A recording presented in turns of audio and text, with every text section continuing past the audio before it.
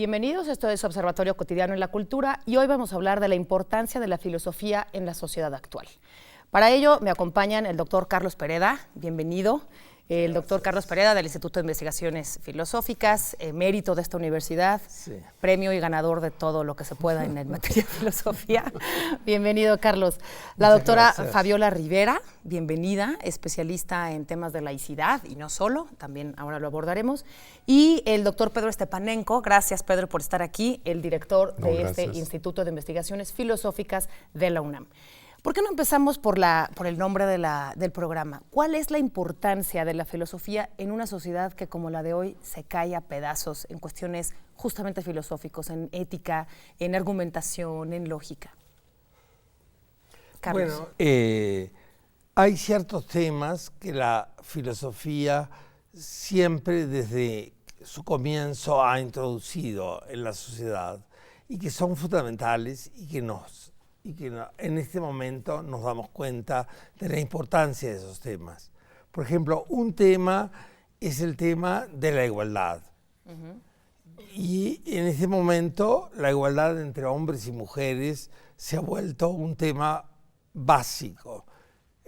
Como sabemos todos, el domingo próximo va a haber una gran manifestación en defensa de las mujeres y la Universidad Nacional ha hecho de esto una consigna muy importante.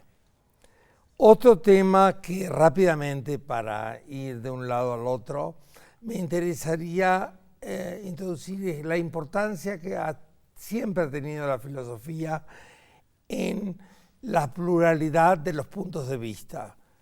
Creo que los seres humanos somos adictos a la monotonía. Borges decía una vez que la mayoría de los pueblos eran algo así como sectas de monótonos. ¡Qué horror! Porque lo que nos gusta siempre es bueno más de lo mismo. Y siempre nos cuesta ver lo otro. Y la filosofía desde sus comienzos ha sido una interrogación de lo otro. Desde su comienzo Grecia siempre uno de los grandes filósofos de la antigüedad, Platón, es por eso que viajaba y se inmiscuía en los viajes a Egipto y trataba de aprender de qué hacían esos pueblos que para ellos eran bárbaros, que para nosotros no, por supuesto. Pero se intentaba ver eso, qué es lo que lo otro nos dice. Y me parece que esa educación para lo otro es siempre un punto de vista que nos ayuda a combatir la violencia. Claro. Fabiola, siguiendo las ideas de Carlos, el tema de la igualdad, la otredad, ¿son temas filosóficos? Es decir, las consignas feministas, no quiero adentrarme solo en ese tema, pero bueno, comenzaron siendo jurídicas, ¿no? Un tema de voto, un tema de derecho a ciertos derechos jurídicos. Pero, pero ¿dónde está la filosofía? ¿Cómo la practicas? ¿Dónde está esa filosofía que nos haría cuestionar, como dice Carlos, la otredad? Bueno, nos hace cuestionar muchas de las convicciones, creencias que damos por sentado. Entonces, en una sociedad como la mexicana, en donde hay muchos prejuicios en contra de las mujeres, sobre todo en contra de las mujeres independientes, que conducen sus propias vidas de acuerdo a sus propias decisiones, hay mucho prejuicio contra eso. Y la filosofía nos ayuda a aclarar esos prejuicios, a combatirlos. Quiero decir algo más amplio sobre este papel de la filosofía en la sociedad actual, y es que a la gran mayoría de la gente la filosofía le parece como algo remoto, ¿no? Algo que no está presente. O dificilísimo. Dificilísimo, remoto. Bueno, es difícil como cualquier disciplina académica, ¿no? Ciertamente requiere, pues, es una disciplina, pero les parece algo ajeno y algo que sí me gustaría enfatizar en esta cuestión de lo que nos convoca, de la importancia en la sociedad actual, es que la filosofía es algo muy actual y muy cotidiano y muy presente en los debates actuales. Tú mencionaste el caso de la laicidad, que es algo que yo trabajo, pero también en los debates contemporáneos, no solamente el caso de la igualdad de las mujeres, sino también temas de bioética, Claro. temas del medio ambiente, que es un tema del cambio climático que lo tenemos actualmente muy presente, cuestiones sobre el uso de la biotecnología, sobre la interrupción voluntaria del embarazo, todas esas cuestiones.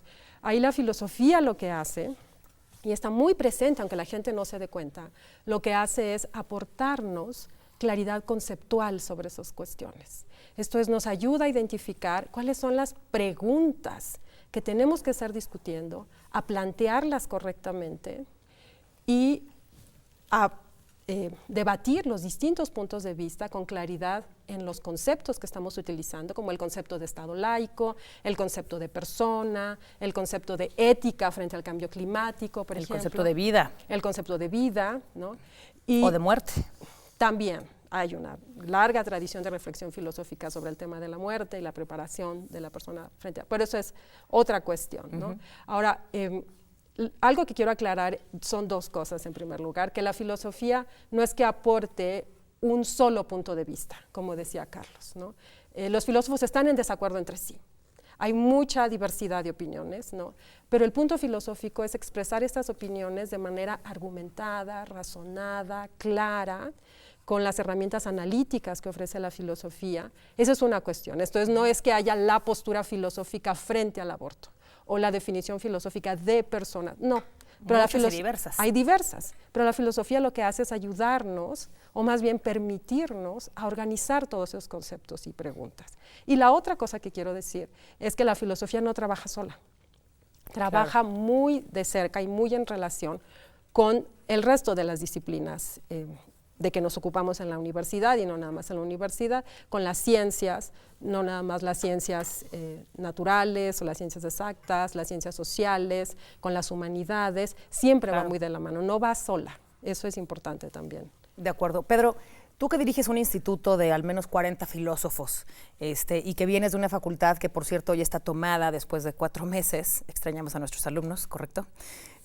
¿Cómo pensar la filosofía en la educación?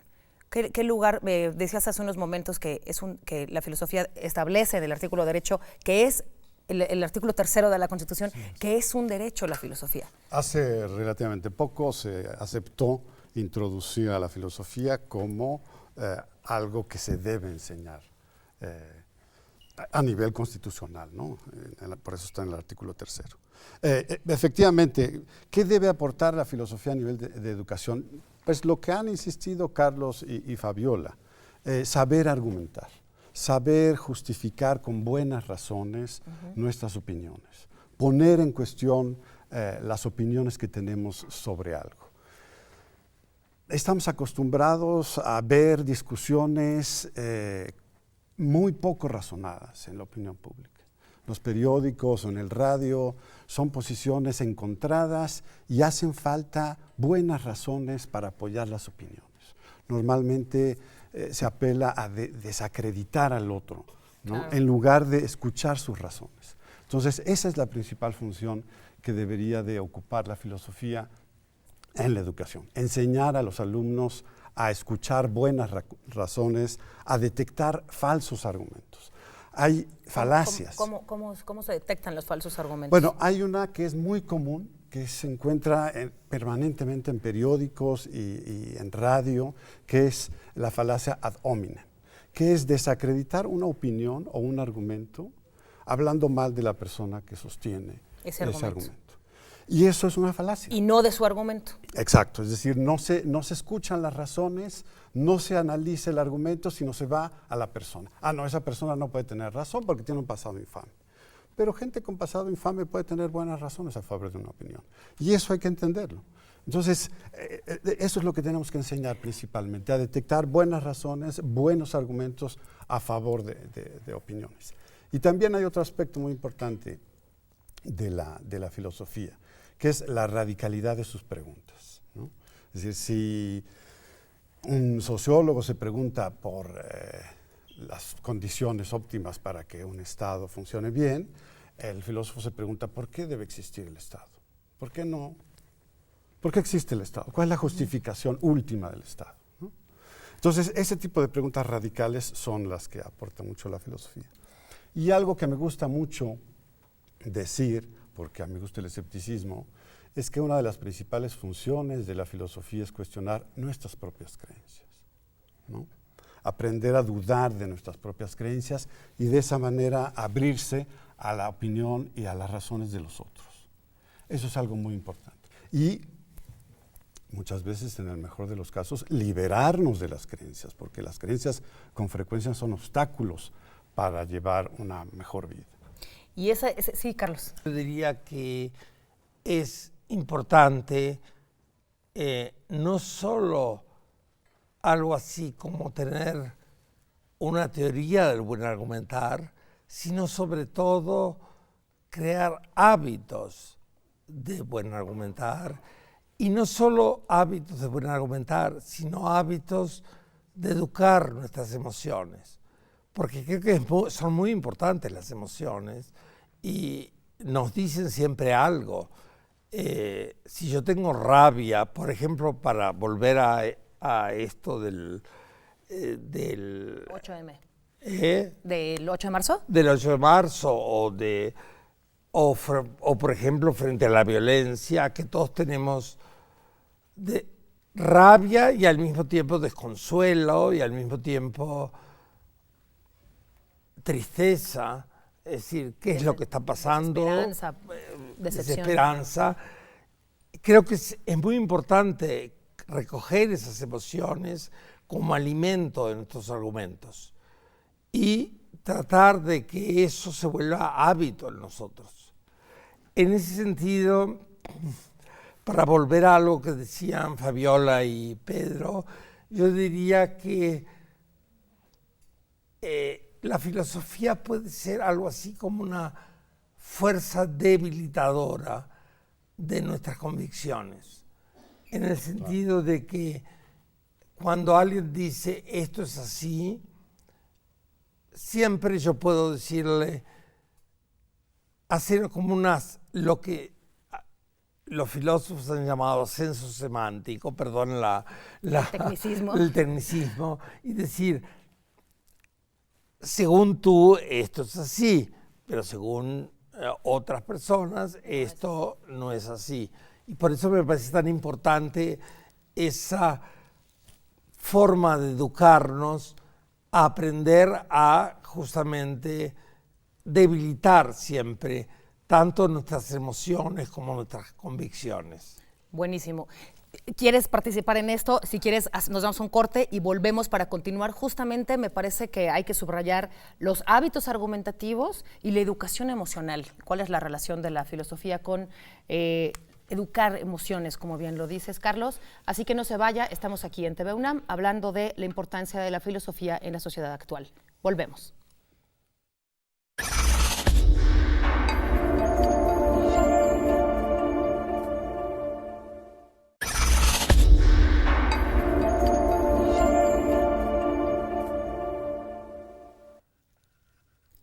Estamos de vuelta en Observatorio Cotidiano en la Cultura hablando de la importancia de la filosofía en la sociedad actual.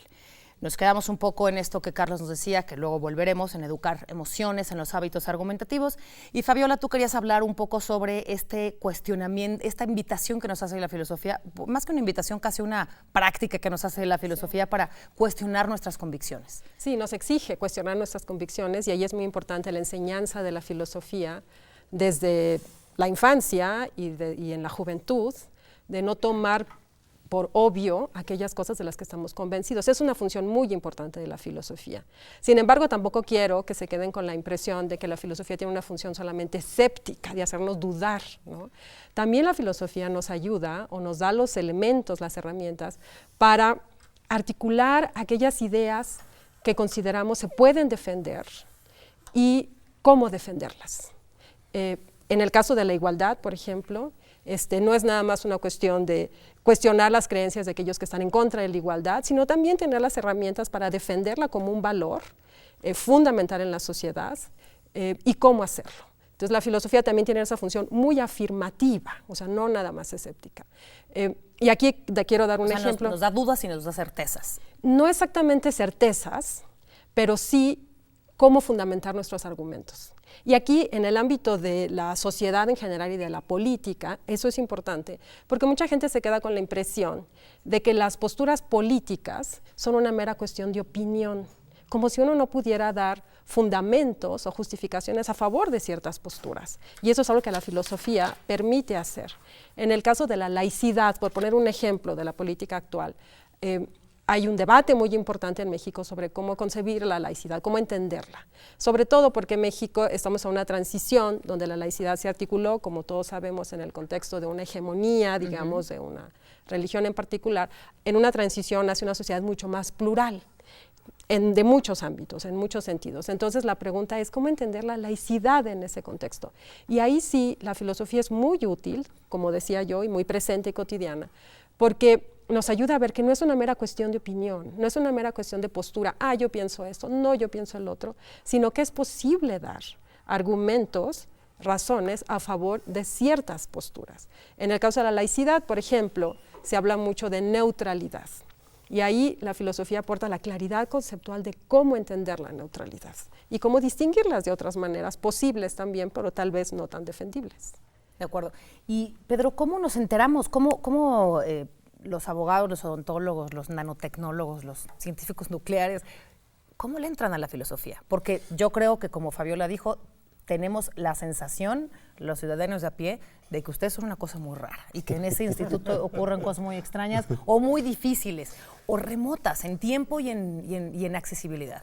Bueno, yo creo como Fabiola que la filosofía no está tan lejos de todos nosotros. De hecho, los científicos saben, los buenos científicos tienen nociones de filosofía importantes. Tenemos un posgrado en filosofía de la ciencia, de hecho, en donde somos corresponsables, la Facultad de Filosofía y Letras, la Facultad de Ciencias, el Instituto de Investigaciones Filosóficas, en donde inició el posgrado y la Dirección General de Divulgación de la Ciencia. Entonces, y bueno, ahí hay muchas áreas. Hay, por supuesto, cosas más técnicas, como ciencias cognitivas, en donde hay interacción con los psicólogos, pero también hay filosofía de la física, hay filósofos de la química, muchos biólogos, porque, pues sí, evidentemente el desarrollo de la biología, pues, tiene mucho que ver con problemas filosóficos. La filosofía está siempre presente en donde los problemas en una determinada disciplina no están bien formulados y mediante esta reflexión y de este análisis conceptual se logran formular problemas y se logran desarrollar metodologías precisas. En ese momento ya como adquieren más independencia. Entonces la filosofía actúa como este espacio previo a una metodología y a problemas muy concretos que se pueden resolver, donde ya pasan, digamos, a una etapa distinta que desarrolla la ciencia. Los juristas han sido los que introdujeron la filosofía en México. Sí. Los primeros profesores de ética fueron los abogados. Los abogados y no los filósofos. Fueron los abogados. Entonces, y siempre tienen muy presente a la filosofía. Porque el derecho, igual que la filosofía, tiene como eje la normatividad, es decir, lo que debemos hacer, lo que debemos creer, cómo debemos actuar, y ese es el ámbito en el cual se mueve el derecho.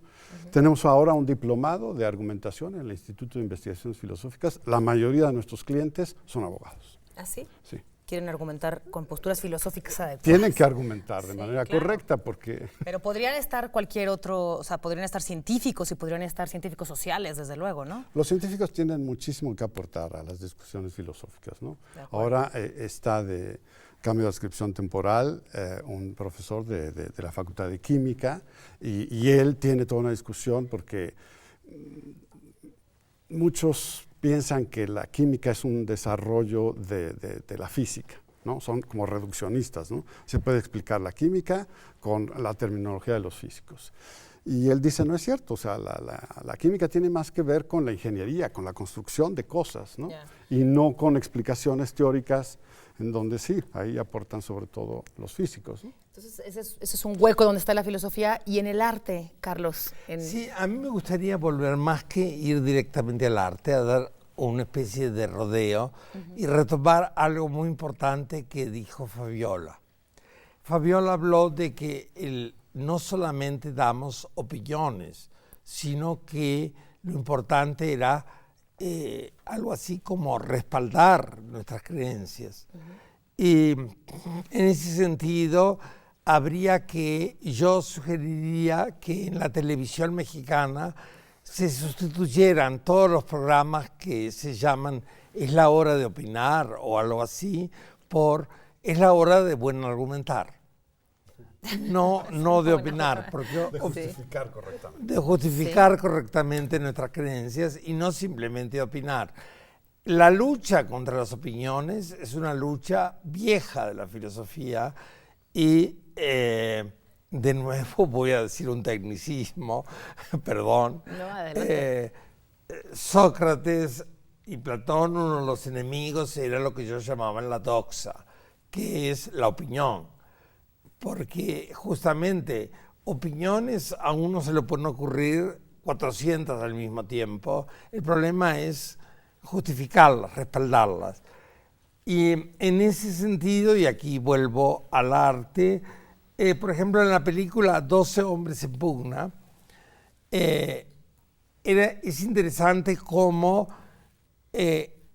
ellos, cuando tienen que justificar las opiniones, se enfrentan los unos a los otros, a veces incluso, y aquí volvemos a la educación de las emociones, con violencia, porque a veces es imposible cuando uno está discutiendo que Acalorarse.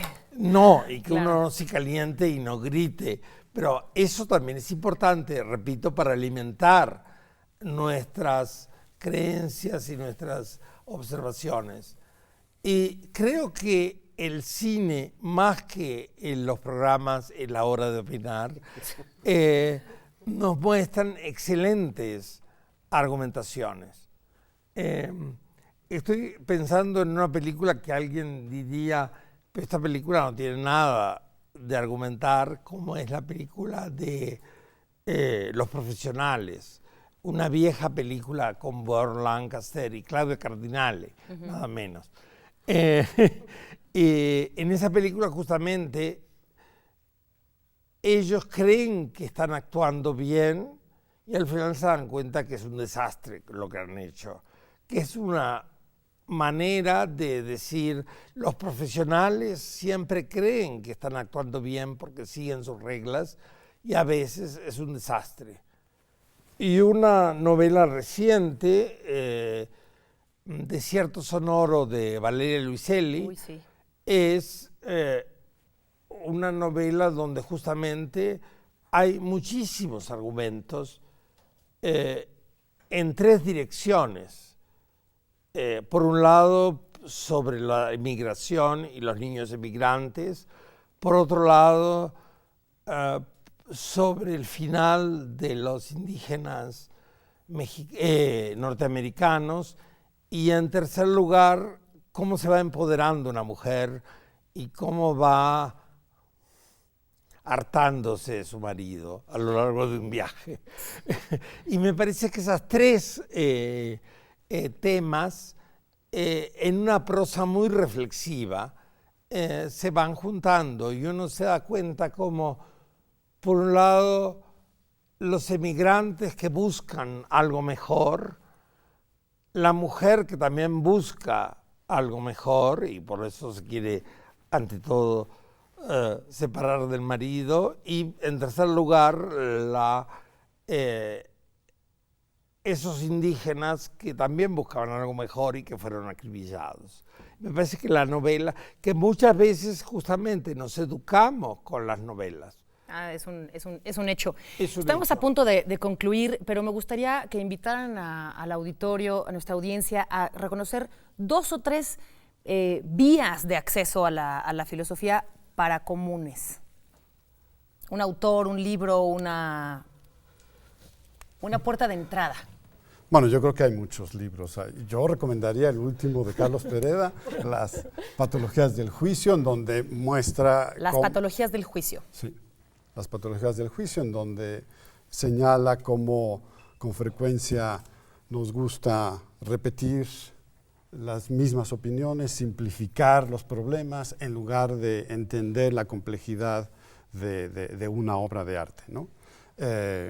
A mí me fascina La montaña mágica de Thomas Mann. Buenísimo. Creo que ahí hay muchísimo para Es una buena explotar filosofía. Los Buddenbrook también, está ahí Schopenhauer de alguna manera, ¿no? En la angustia que vive el gran empresario, Thomas Buddenbrook. Esas son dos grandísimas novelas. Como de acceso. ¿Tú, sí, Fabiola, darías? Bueno, yo voy a recomendar otro libro de mi colega Carlos Pereda que me gustó. Sí, La crítica de la razón arrogante. Sí, porque es un libro que es muy accesible. La crítica de la razón arrogante. Crítica de la razón arrogante. ¿Editado por el instituto? No. Ok. Por Taurus. Por Taurus. Yo lo leí hace varios años, sí, me gustó muchísimo, es un libro muy accesible y trata directamente algunos de los temas que se han estado mencionando aquí sobre el buen argumentar y sobre los malos argumentos. Buenísimo. Esto es como una de las falacias que mencionaba Pedro, pero no nada más. Esto, la importancia de hacer a un lado la arrogancia en la argumentación y atenerse a los argumentos. ¿Y por qué no nos recomiendas tu libro? Yo lo iba a recomendar. Rápidamente, porque estamos yéndonos, pero les recomendamos. Yo les recomendaría de que también a veces hay que dar una mirada hacia el pasado. Y me parece que los libros que publica el Instituto son excelentes en ese sentido. Y Fabiola tiene 2 libros estupendos sobre un autor que felizmente todo ponemos en duda, pero hay uno que creo que nadie dudaría de decir que es un gran filósofo, que es Kant, claro. Y que es importante el libro de Fabiola porque cuando se dice la palabra Kant, se tiende a pensar que eso no tiene nada que ver con la felicidad.